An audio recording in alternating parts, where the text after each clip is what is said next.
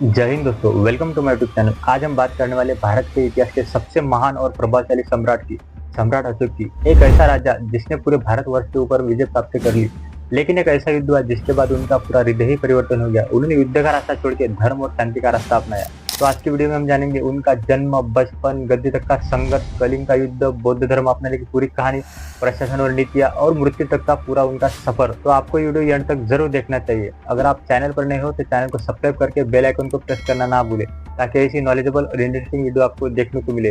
तो बिना देर करते इस वीडियो को शुरू करते हैं। सम्राट अशोक का जन्म 304 ईसा पूर्व में हुआ था। वो मौर्य वंश के तीसरे सम्राट थे। उनके दादाजी चंद्रगुप्त मौर्य, जिन्होंने मौर्य वंश की स्थापना की, और उनके पिताजी बिंदुसार, जो चंद्रगुप्त मौर्य के उत्तराधिकारी थे। उनके माता का नाम सुभद्रांगी कहा जाता है। वो बचपन से ही बहुत बुद्धिमान, साहसी और दृढ़ नीति थे, लेकिन उनका स्वभाव कठोर और क्रोधी था। इसी कारण उनको चंड अशोक भी कहा जाता है। जब वो युवावस्था में, तब उनको तक्षशिला और उज्जैन जैसे महत्वपूर्ण प्रांतों का शासन सौंपा गया। कुछ दिन बाद तक्षशिला में एक विद्रोह हुआ था, जिसको उन्होंने बड़ी बहादुरी से शांत किया। उज्जैन में रहते हुए उनका विवाह देवी नामक राजकुमारी से हुआ, जिनसे उनको 2 बच्चे महेंद्र और संगमित्रा हुए। 273 ईसा पूर्व में उनके पिता बिंदुसार की मृत्यु होगी। उसी दिन से संघर्ष शुरू हुआ। वो संघर्ष था गद्दी के लिए। इतिहासकारों के अनुसार उन्होंने अपने भाइयों को पराजित कर 269 ईसा पूर्व में आधिकारिक रूप से राजा बन गए। शुरुआती दिनों में उनका शासन बहुत ही कठोर था। वो चाहते थे कि अपने साम्राज्य का बहुत बड़ा विस्तार हो। उनके जीवन का सबसे बड़ा मोड़ था कलिंग का युद्ध। 261 ईसा पूर्व वर्तमान ओडिशा में लड़ा गया।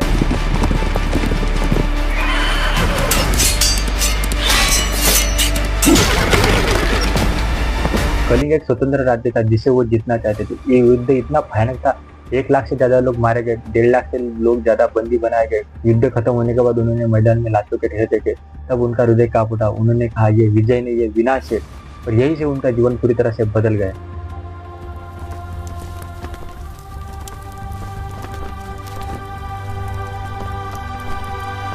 कलिंग के युद्ध के बाद उन्होंने हिंसा छोड़ दी। बौद्ध भिक्षु उपगुप्त द्वारा उन्होंने बौद्ध धर्म अपनाया, अहिंसा, सत्य धर्म को अपनाया, और उसी दिन से चंड अशोक बन गया धर्म Ashok. Take it to the corners of the world.